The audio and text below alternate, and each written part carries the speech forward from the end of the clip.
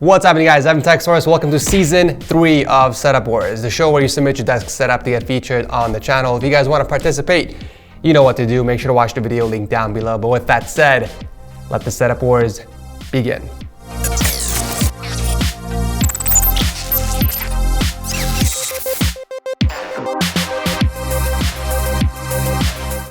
Kicking off the episode, we have a very clean setup from Bhumil coming from India, and there's an interesting story behind this setup.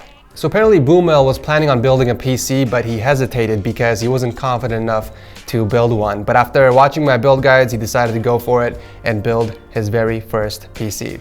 And I gotta say, if this is your first build, you did a fantastic job putting it together. I love how clean it looks, great work with cable management, and extra points for going with the custom sleeved cables. The only thing I would change in this build is moving the GPU to the top slot so that you're getting the most performance out of that PCIe lane. But other than that, it's a beast PC and the specs are insane as well. You know, this goes to show that anyone can build a PC. If it's your first time, do not get intimidated. There are so many helpful guides out there that can help you out, whether it's YouTube videos or other websites. And I even have a bunch of videos on my channel that can guide you from start to finish, even for overclocking and installing Windows and all that stuff. But actually, I have another build guide coming up very soon, so stick around. All right, so the setup's purpose is coding, graphic design, and gaming. And he's rocking a gaming ultralight from LG that's sandwiched by two PreSonus speakers. And I love that you picked up some stands for them. Believe it or not, tilting the speakers even just a few degrees so that their position at your ears makes a noticeable difference. Keeping with the minimalistic theme, we got the Surface wireless keyboard and mouse, although I'm very curious how you game with those, especially with that tiny mouse pad. Actually, as soon as I said that, I just noticed the gaming keyboard and the mouse in the other drawer, so I'm guessing he swaps these out for gaming. I do like that little shelf he installed next to his desk to hold his Arctis 7 wireless gaming headset and the Samsung microphone. I probably would have painted that shelf in white though, so it matches the desk, but it's not a big deal. Right next to his PC setup is his console setup with a 43-inch Samsung TV and a JBL Cinema soundbar, and we also got his PS4 Pro console. I would try and mount the soundbar on the wall above the TV if you want the best sound. The cable management is very clean, but it's interesting as well. So instead of leaving the cable box on the ground, he actually mounted it against the wall and he used a channel raceway to hide the cables going down. But it looks like he also covered the bottom portion of the wall with some paper and some tape, it looks like. I'm not really sure what's going on down here. The wires behind the PC are neatly wrapped in a spiral sleeve and the cables behind the desk are managed well. The LED lighting with the Nanoleaf panels up top give the setup just enough spice to stand out. And I think you did a great job putting everything together. Thank you, Bhumil, for entering. Next up is Christian, aka Crowman, who broke the internet on December 28 after he uploaded his man cave for the world to see. Apparently someone did the math and everything in here costs over $115,000. I featured him on my IG page on the 29th and people went crazy, so I decided to bring him on Setup Wars where it belongs. Let's start off by looking at both of his setups over here in the corner, which is powered by one ridiculous water-cooled PC. The setup on the right has a 31.5 8K monitor from Dell, and no, that is not a mistake. It's an 8K display, Jesus. It looks like he's using the same Corsair keyboard for both setups and only one mouse that he swaps between the two of them, which makes sense. I mean, why spend another $70 on a second mouse when you can save that money? Although I would buy a mouse pad for the other setup with the 49-inch Super Ultralight from Samsung. Christian definitely knows a thing or two when it comes to good audio. This guy is rocking a pair of KEF LS50 wireless speakers. And for those of you who are not familiar with these speakers go for around $2,000 and they are well known for their excellent music reproduction as well as burning hole in wallets. But it doesn't even stop there. He also has high-end headphones. We got the Sennheiser HD800S, which he claims are the best headphones for gaming due to their stellar soundstage and imaging. Now, if you think $2,000 speakers are expensive, then you don't want to look up how much his Focal Utopia headphones cost. I'm just glad he's using a really good DAC and amp for both his headphones. He definitely knows what he's doing here. You know, one thing that caught my attention was the desk that he's using. It's the Ikea Linman tabletop, and it's interesting to see a cheap $150 desk when everything else on top of it is so expensive. Personally, I would have gone with a much nicer countertop like the Ekbakken or even the Lil Trask, I think that's how you say it. They're built better and will look way better in this setup. The PC powering both of these setups is a beast, so check this out. The CPU is the 7980XE, which is binned and delidded, and it's also overclocked to 4.6 GHz on all 16 cores. He's using the ASUS ROG Rampage 6 motherboard with 128 gigs of RAM, and not one or two, but 4 Titan XPs in SLI. Truly an overkill beast right over here. And this is just one corner of his insane man cave. On the other wall, we have his productivity setup, which consists of a 10-core iMac Pro, we got a Dell 5K monitor, and a 2018 i9 MacBook Pro with a pair of those KEF speakers and the Sennheiser HD800S headphones.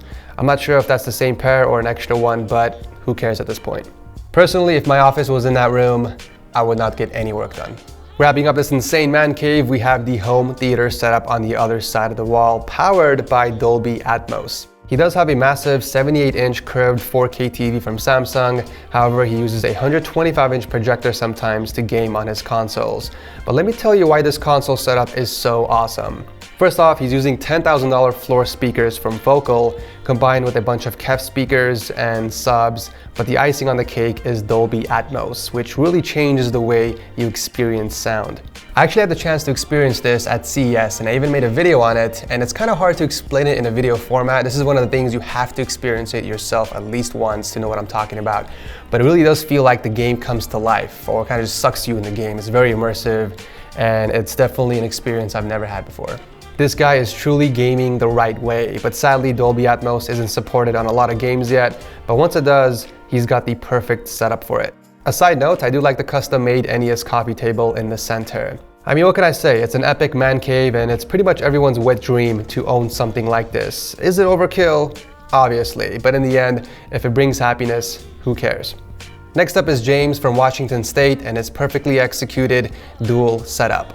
There's a lot of planning and wiring that went into this, which I'll explain in a bit, but he's rocking two 27-inch HP monitors that are mounted against the wall, and it looks like the cables are routed through the wall itself. The keyboard, mouse, and keypad are all from Razer, and he has all this connected to a USB switch, which allows him to swap between his PC and the laptop on the left side. He also installed two HDMI switches, which allows him to swap between the monitors and the TV so that he can use his racing rig. He even went the extra mile to include a wiring diagram to show how everything is connected. I really hope he didn't make this diagram just for this show, because that looks like a lot of work and it was definitely not necessary. I don't want you to waste your time, but regardless, I do appreciate the effort. For audio, he's got a few headsets hanging from the wall. We got the Astro A50s for the PC, the Astro A20s for the Xbox One, and the Bose AE2s for listening to music. In addition to headphones, he does use speakers from Logitech for his setup. Now on the other side, he does have another monitor with a keyboard and mouse so that he can use the PC from this location as well. Speaking of, it's a blacked out clean build equipped with the Ryzen 5 1600X. We got 32 gigs of RAM and the EVGA 1080 FTW inside the Air 540 case from Corsair. The rest of the cables from the setup are managed well, but I'm more impressed at the wiring and having everything set up in a way to make things convenient, like swapping between multiple sources. Adding a wall shelf to hold up your sub is actually a clever idea, and so is using the wall mounting brackets to hook up the desk to the wall instead of using actual legs.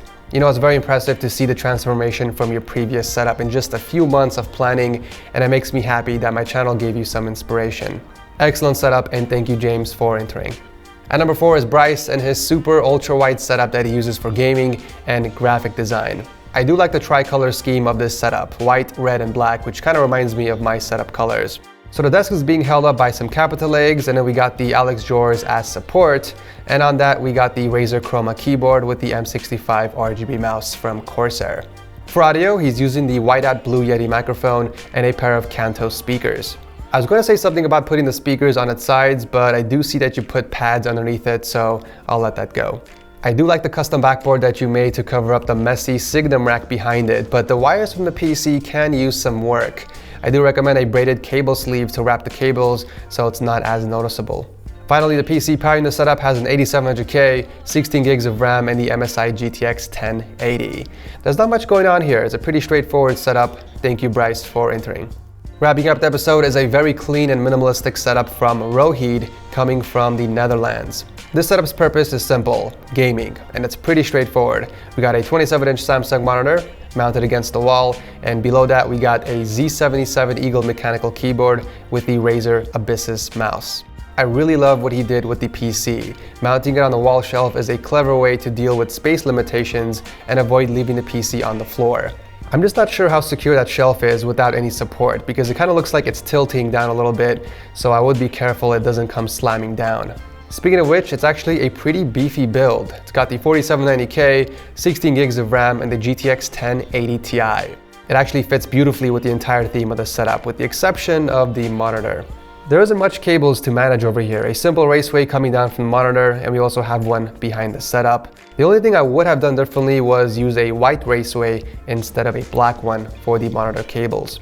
Nonetheless, it's a very interesting compact setup you got here, Rohit. Thank you for entering. And that wraps up the first episode of Season 3 of Setup Wars. As always, make sure you guys drop your comments below and vote on who you think has the second best setup, because obviously Christian takes the crown on this one. Let me know if you guys enjoyed the new season or if you guys enjoyed the intro. Let me know your feedback in the comment section as well. I'm trying new things, obviously. But as always, leave a like if you enjoyed and a dislike if you didn't. And I will see you guys in the next one.